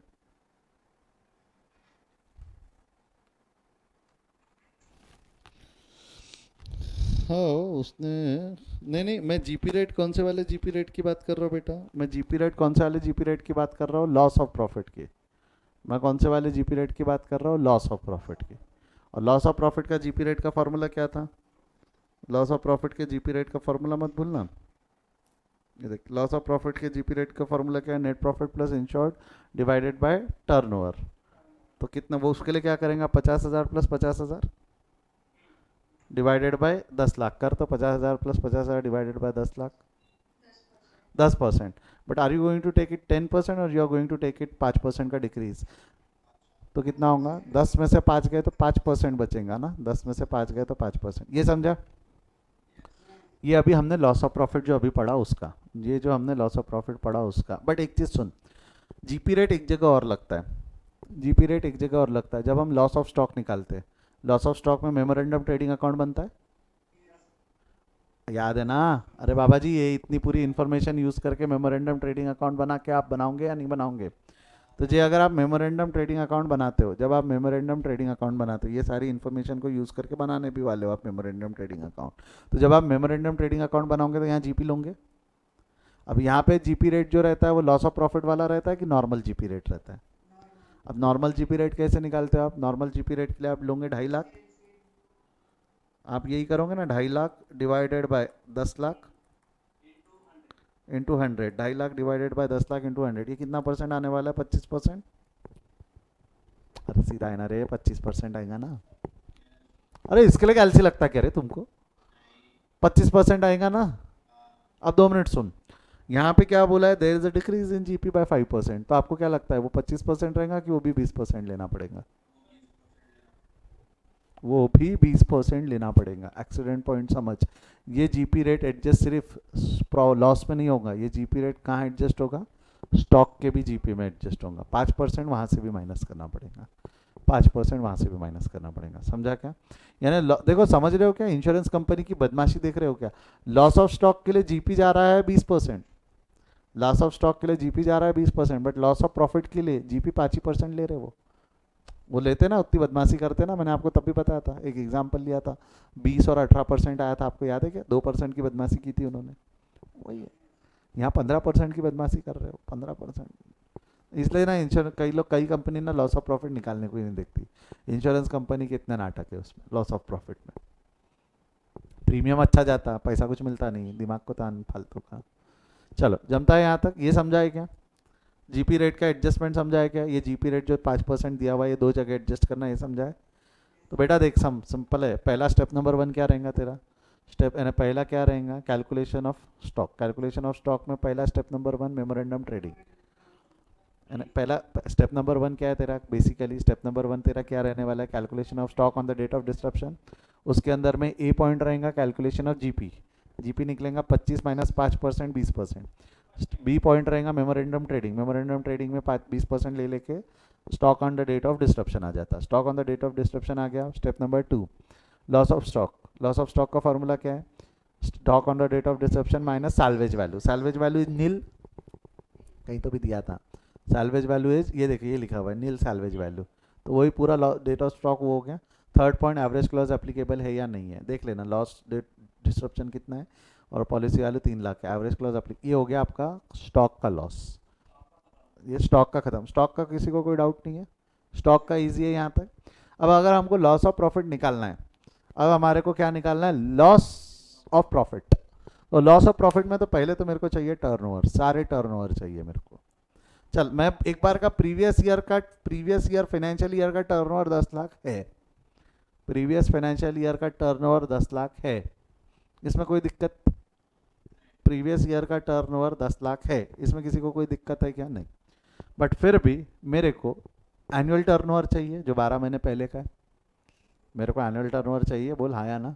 मेरे को स्टैंडर्ड टर्नओवर चाहिए, मेरे को एनुअल टर्नओवर चाहिए, मेरे को स्टैंडर्ड टर्नओवर चाहिए। ये दोनों चीज़ कैसे निकाल सकते हैं? कोई तरीके से निकल सकता है क्या एनुअल टर्नओवर और वो?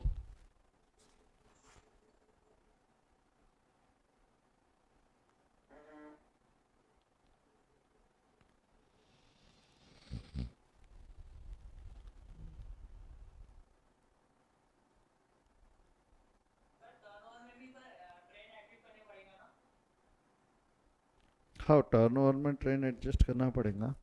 देखो एक तरीका हो सकता है, चल आजा, एक तरीका हो सकता है, फिर बाद में चेक कर लेंगे इंस्टीट्यूट ने क्या किया है। जो मेरे दिमाग के घोड़े दौड़ रहे हैं उस हिसाब से तो ये होना चाहिए। चल मैं पूरे टर्नओवर लिखूँ क्या? Problem number 10। Problem number 10, previous financial year का टर्नओवर है 10 लाख, प्रीवियस फाइनेंशियल ईयर का टर्नओवर है 10 lakh. Let me make the time line. ये टाइम लाइन है, ये टाइम लाइन है। ये हमारा प्रीवियस फाइनेंशियल ईयर हो गया। साल कब से शुरू हुआ है? 1/1/2001 से लेके 1/1/2001 से लेके 1/12/2001 तक। यहीं से 1/1/2002 से लेके 31/12/2002 तक, बराबर है? ठीक है। अब सुन मैं क्या बोल रहा हूँ, अलग अलग कलर से लिखेंगे। ये वाले जो पीरियड का टर्नओवर है, यहाँ क्या बोल रहा हूँ मैं, ये वाले पीरियड कहाँ जा रहा है, ये वाले पीरियड का जो टर्नओवर है, वो ये वाले पीरियड का टर्नओवर 10 लाख है। ये वाले पीरियड का टर्नओवर 10 लाख है, बॉडी में गया यहाँ तक। अच्छा, डेट ऑफ फायर क्या थी? डेट ऑफ फायर क्या थी? तो फायर ऑकर्ड ऑन 1/4/2002। 1/4/2002 यहाँ लिख दूँ, मार्क कर दूँ डेट ऑफ फायर।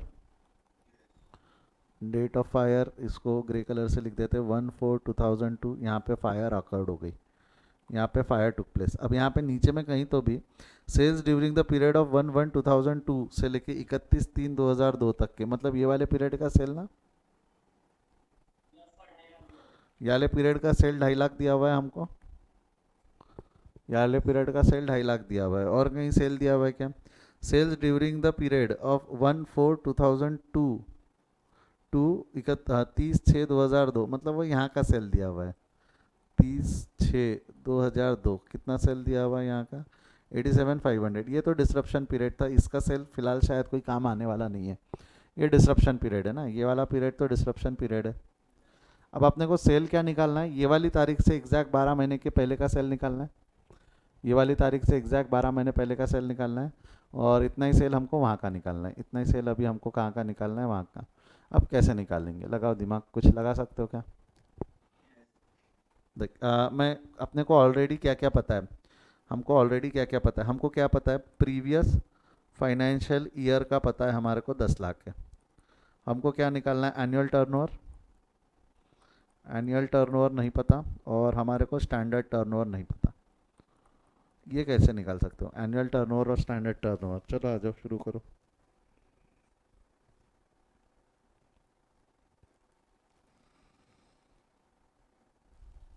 एनीवन?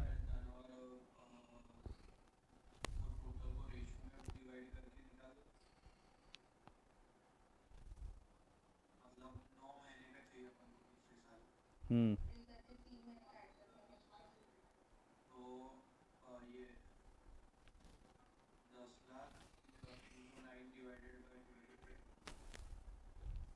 देखो, आप एक सिंपल कैलकुलेशन क्या बोलोगे कि 10 लाख इंटू 9 ÷ 12 बराबर है। आपको क्या लगता है चीज़ें इतनी आसान होंगी क्या? नहीं।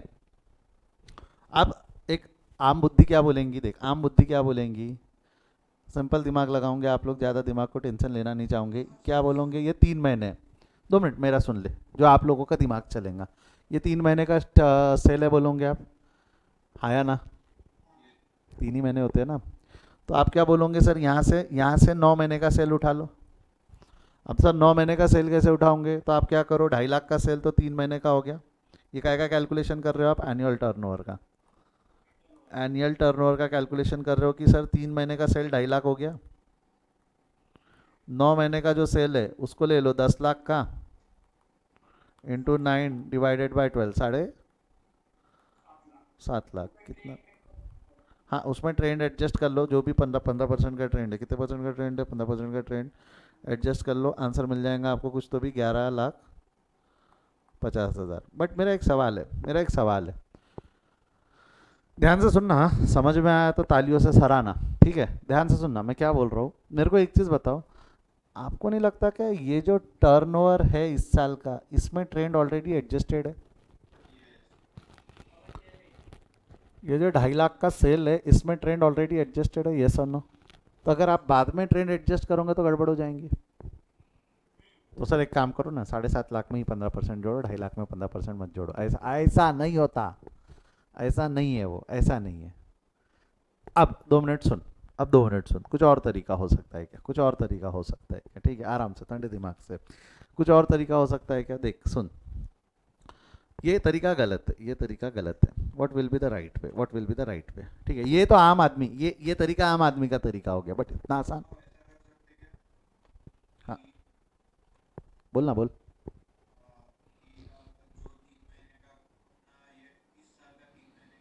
हम्म हाँ,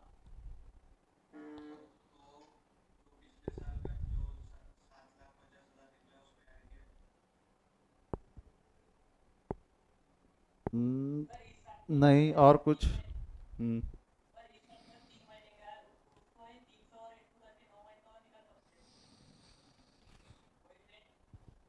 सुन, देख सुन, बात समझ, 1 मिनट, बात समझ। इतने भारी भारी कैलकुलेशन करने की जगह एक बात समझ।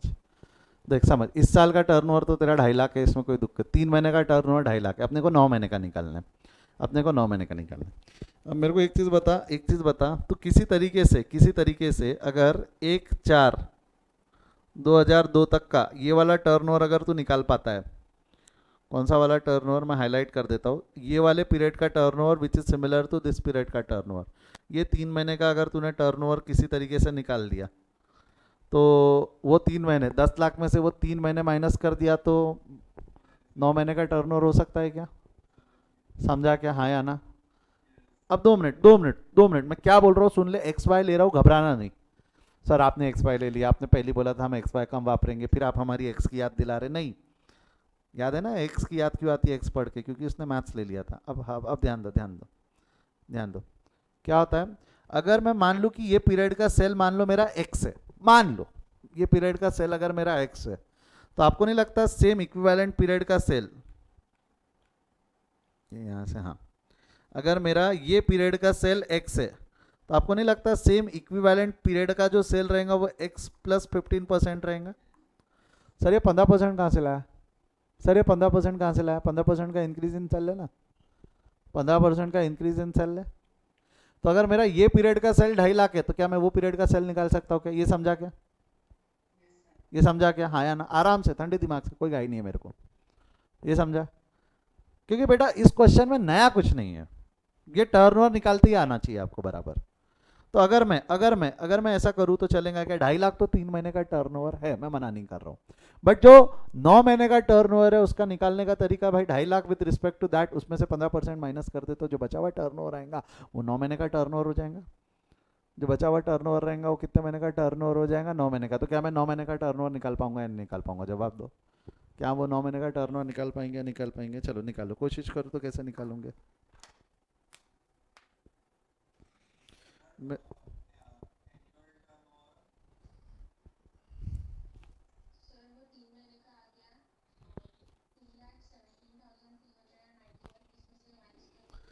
कितना? 3 लाख? हाँ बराबर है, बराबर है। एनुअल टर्नओवर कितना?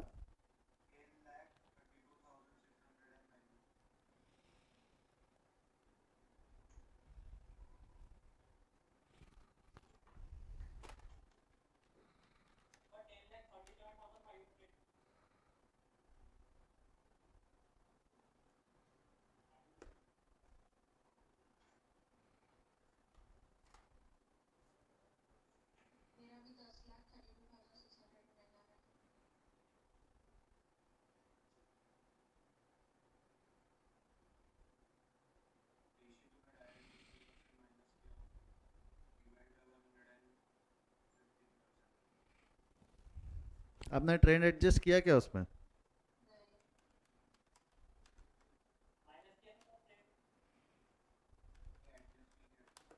ट्रेंड एडजस्ट नहीं किया होगा आपने, ट्रेंड एडजस्ट नहीं किया होगा आपने।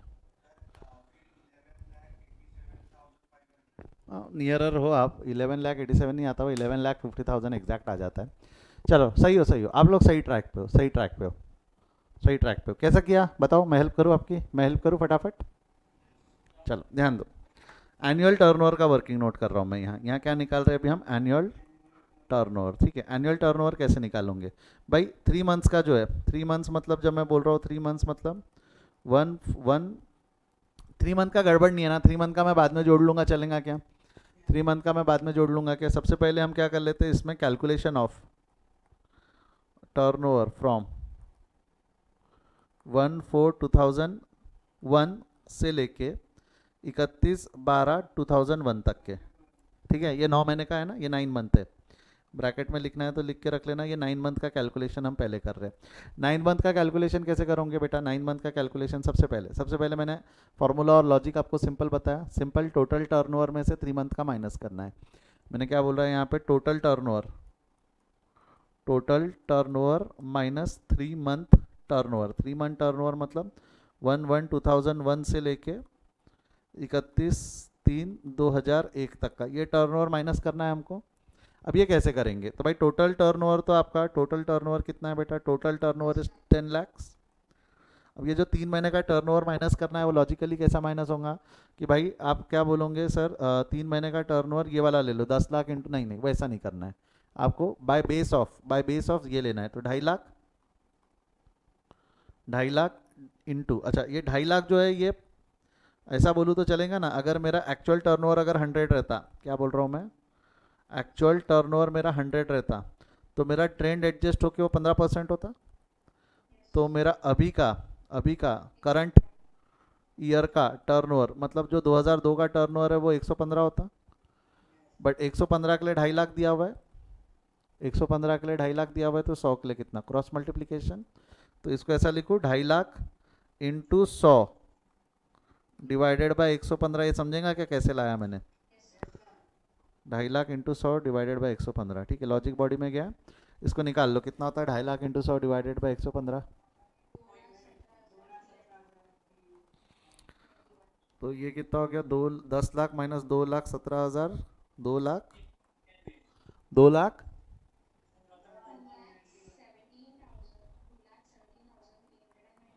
391।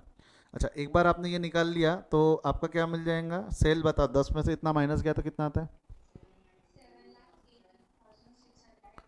7,82,609। अच्छा मैं इसको अगर ऐसा बोलूँ तो चलेगा क्या, this is turn over for 9 months. अब 2 मिनट, अब बच्चे गड़बड़ क्या करते, भावनाओं में जल्दी एक्साइटेड हो जाते और क्या करते, 7,82,609 में 2.5 लाख ऐड करके फिर ट्रेंड एडजस्ट करते, है ना। कुछ बच्चों ने ऐसी गलती की होंगी कि 7,82,000 में 2.5 लाख जोड़ दिया होगा, क्योंकि ये 9 महीने का है तो 3 महीने का जोड़ दे, 2.5 लाख तो एनुअल टर्नओवर आ जाएगा, और उसमें 15% जोड़ दे। नहीं, तो भूल रहा है, 2.5 लाख में ऑलरेडी ट्रेंड एडजस्टेड है। समझा क्या क्या बोला, अरे तेरा ये क्वेश्चन का अजम्पशन ही ये था ना कि 2.5 लाख में ट्रेंड ऑलरेडी एडजस्टेड है, तभी तूने ये किया है। तो अब आपको नहीं लगता क्या, 9 मंथ का, अब यहाँ पे therefore 9 month adjusted trend turnover कितना होगा, 9 मंथ का एडजस्टेड ट्रेंड टर्नओवर कितना होगा, 7,82,609 प्लस 15%, कितना होने वाला है, 9 लाख। अब ये हो गया turnover of 9 month adjusted turnover, इसमें 3 महीने का टर्नओवर जो ऑलरेडी दिया हुआ था वो ऐड कर ले, इसमें क्या कर लोगे, plus add 3 month adjusted trend turnover which was given कितना गिवन था ये, 2.5 लाख। तो 9 लाख प्लस 2.5 लाख बेटा कर कितना होता है, 9 लाख प्लस 2.5 लाख, तो ये 11,50,000 को मैं एनुअल टर्नओवर बोलूँ तो चलेगा। This will be termed as annual turnover. Trend adjust करने की जरूरत है कि ट्रेंड ऑलरेडी एडजस्टेड है, तो यहाँ लिखते वक्त लिख देना this is annual turnover trend adjusted. आपके समझने के लिए लिखना ट्रेंड एडजस्टेड, वैसे भी एनुअल टर्नओवर बोला तो ट्रेंड एडजस्ट हुआ हुआ होता है, एनुअल टर्नओवर बोला तो ट्रेंड एडजस्ट हुआ हुआ होता है। समझा, आई मजा बॉडी में गया यहाँ तक, पक्का श्योर, कोई दिक्कत नहीं है यहाँ तक, स्टिल अभी तो आपको क्या मिला, 11,50,000 का एनुअल टर्नओवर, 11,50,000 का annual turnover. We are still left with standard turnover. How you are going to calculate the standard turnover? What say? How you are going to calculate the standard turnover?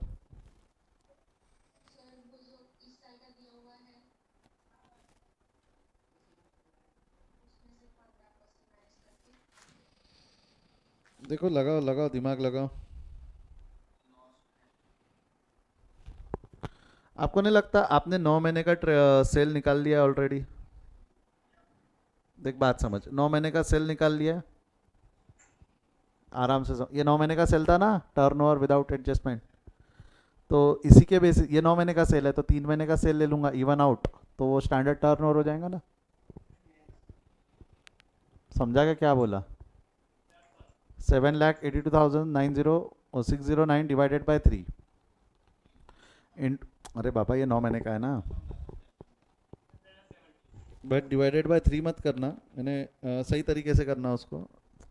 12 महीने का, ये 9 महीने का है तो 3 महीने का कितना,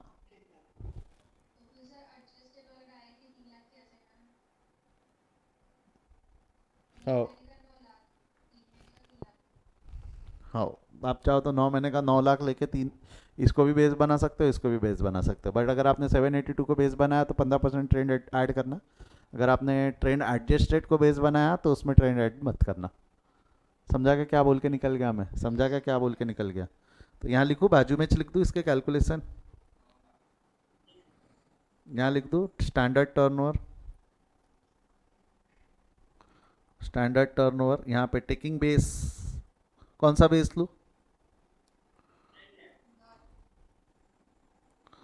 taking base from annual turnover calculation.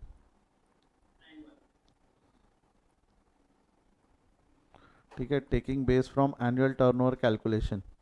क्या बोलेंगे हम? टर्नओवर ऑफ 9 मंथ, ब्रैकेट में लिख रहा हूं मैं एडजस्टेड ट्रेंड। एडजस्टेड ट्रेंड वाला उठा रहे ना आप लोग? 9 लाख उठाने के इच्छुक हो ना आप लोग? हाँ या ना? एडजस्टेड ट्रेंड 9 मंथ का जो है that is 9 lakh. Therefore sale for standard period, sale for standard period that is 3 month. कैसे निकालोगे 3 मंथ का सेल? सीधा सीधा 9 लाख डिवाइडेड बाय 9 × 3 कर ले, कितना होता है 9 लाख डिवाइडेड बाय 9 × 3? 3 लाख। ये हो गया स्टैंडर्ड टर्नओवर, ये हो गया एनुअल टर्नओवर। लिख दो स्टैंडर्ड टर्नओवर ऊपर ले जाके 3 लाख। अब आई मजा, आई मजा आई क्वेश्चन में। तो अब देख, सुन सुन, लॉस ऑफ स्टॉक में समझा चुका हूँ कैसे निकालना है, लॉस ऑफ स्टॉक कैसे निकालना है वो समझा चुका हूँ। लॉस ऑफ प्रॉफिट में कैलकुलेशन नंबर 1, कैलकुलेशन नंबर 1 में भी ये ए पॉइंट और ये बी पॉइंट, ए पॉइंट और बी पॉइंट। एनुअल टर्नओवर निकाल ले, स्टैंडर्ड टर्नओवर निकाल ले। एनुअल टर्नओवर स्टैंडर्ड टर्नओवर तेरे को एक बार पता चल गया तो फिर तो चीज़ें आसान है, फिर तो चीज़ें आसान है, फिर तो क्वेश्चन पुराने क्वेश्चन जैसा ही बन गया ना। हाँ या ना? क्या निकलेगा? ये स्टेप नंबर 1 होगी। स्टेप नंबर 2, स्टेप नंबर 1 या स्टेप नंबर 2 बन जाएंगी। स्टेप नंबर 1 या स्टेप नंबर 2 बन जाएंगी। क्या है स्टेप नंबर 1? क्या आती है हमारी? सबसे पहले हम क्या निकालते थे? Reduction in turnover. तो रिडक्शन इन टर्नओवर कैसे निकालोगे? स्टैंडर्ड टर्नओवर, स्टैंडर्ड टर्नओवर कितना है? 3 lakh minus actual turnover. Actual turnover in that period is 87,500। तो 3 लाख माइनस 87,500 करोगे तो तुम्हारा रिडक्शन इन टर्नओवर आ जाएगा। Step number 2 adjusted GP. Adjusted GP मैं ऑलरेडी बता चुका हूँ कैसा। Net profit 50,000 plus insured standing charges 50,000, 50 plus 50 divided by sale. Previous year का टर्नओवर कितना है? 10 लाख। 10% आता है, बट उसमें 5% का जीपी माइनस करना पड़ेगा। ट्रेंड एडजस्ट करके हमारा 5% आने वाला है। वो 5% को मल्टीप्लाई करके आप क्या निकाल सकते हो वो, ठीक है जो भी है। But step number 3 increase cost of working. Increase cost of working, actual cost of working कितना है आपका? एक्चुअल कहीं दिया होगा, देखो। Actual expenses is 60,000। Second 60,000 into annual turnover अभी निकाला हमने। एनुअल टर्नओवर कितना है? 11,50,000 into 5% divided by 11,50,000 into 5% plus plus unsecured कितना होगा बेटा? अनसिक्योर्ड कितना होगा बेलो? अनसिक्योर्ड स्टैंडिंग चार्जेस कितने होंगे? हम्म,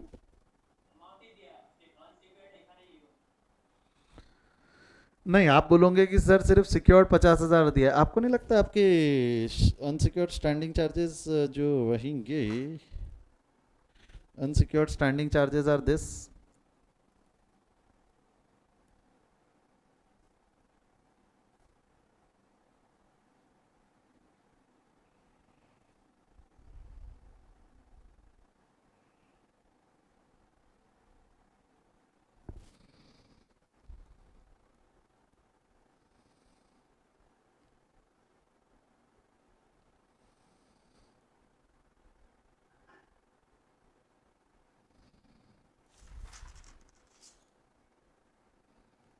1,30,000 लिया इंस्टीट्यूट ने अनसिक्योर्ड स्टैंडिंग चार्जेस।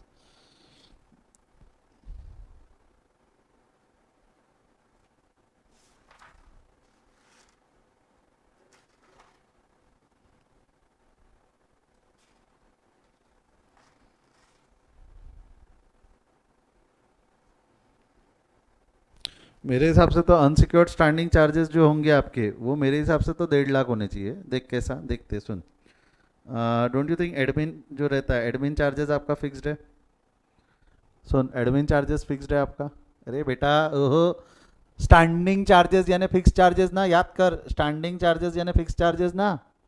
तो एडमिन एक्सपेंस फिक्स्ड है तेरा, फाइनेंस चार्जेस तेरा फिक्स्ड है, सेलिंग एक्सपेंस वेरिएबल है ना, वेरिएबल तो वैसे ही छोड़ देती इंस्टीट्यूट। तो अब मेरे को बता टोटल स्टैंडिंग चार्जेस कितने तेरे? टोटल स्टैंडिंग चार्जेस 1,80,000, जिसमें से सिक्योर्ड कितने हैं तेरे, यानी इंश्योर्ड कितने? 50। तो 1,80 में से 50 गए तो अनइंश्योर्ड कितने आ जाएंगे? समझा क्या?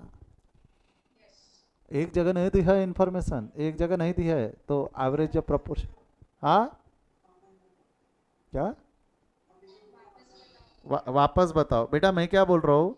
जब हम वो निकालते इंक्रीज कॉस्ट ऑफ वर्किंग में जब बी फार्मूला वापरते हैं तो फार्मूला क्या है? Actual cost into annual turnover into GP divided by annual turnover into GP plus uninsured करते ना यहाँ पे अनइंश्योर्ड। तो उसके लिए अनइंश्योर्ड स्टैंडिंग चार्जेस कितने तेरे? इंश्योर्ड 50 है। टोटल स्टैंडिंग चार्जेस यहाँ से मिल जाएंगे ना। एडमिन एक्सपेंस तेरे 80,000 है, फाइनेंस चार्जेस तेरे 1 लाख है, तो टोटल खर्चा कितना है तेरा? 1,80,000। उसमें से 50,000 इंश्योर्ड है, तो तेरे अनइंश्योर्ड कितने हो गए? 1 लाख। बॉडी में गया क्या? तो 1,30,000 जोड़ के वो निकल जाएगा। Reduction in turnover avoided, reduction in turnover avoided कितना होगा? जो भी है यहाँ दिया हुआ है कि रिडक्शन इन टर्नओवर अवॉइडेड, मेरे ख्याल से रिडक्शन इन टर्नओवर अवॉइडेड कहीं दिया हुआ नहीं है, तो वही मान लेना, वो एक्चुअल को ही क्या मान लेना? रिडक्शन। एक्चुअल को ही क्या मान लेना? रिडक्शन। तो 87,500 को बेस लेके 87,500 इंटू 5% कर लेना आपने। डन। इससे आ गया वो स्टेप नंबर 4 आप लगा सकते हो, तीनों फिगर मिल गई तो स्टेप नंबर 4 लगा सकते हो। और स्टेप नंबर 5 बॉडी में गया। इंपॉर्टेंट क्वेश्चन है, अच्छा क्वेश्चन है, इंपॉर्टेंट मार्क करो, होमवर्क है आपके लिए। अच्छा क्वेश्चन है, इंपॉर्टेंट है, मार्क करो। करके लाएंगे मेरे अच्छा बच्चे लोग इसको होमवर्क में? ठीक है। अच्छा, बात खत्म नहीं हुई, बात खत्म नहीं हुई है। लास्ट 2 क्वेश्चन बच जाते हैं। अब अगर इतना दिमाग आप उसमें लगा सकते हो, नहीं ये मेरे को शायद बताना पड़ेगा कुछ तो भी, प्री डैमेज फिगर। एक बार ना पहले प्रॉब्लम नंबर 12 ट्राई कर लेना। हल्का सा क्वेश्चन है ये, प्रॉब्लम नंबर 12, कॉन्फिडेंस बूस्टर। ये भी होमवर्क कर लेना 12वां। 11वां जमे जमे नहीं जमे मैं कल क्लास में बता दूंगा इसको। चलो ठीक है। काय का? अरे पूरा अपडेट है ना, नोट्स अपडेट कर दिया ना। ले, अगर चाहिए तो इसका स्क्रीनशॉट एक बार का लेना है तो ले लो, जो एनुअल टर्नओवर और इसका कैलकुलेशन मैंने अभी आपको समझाया।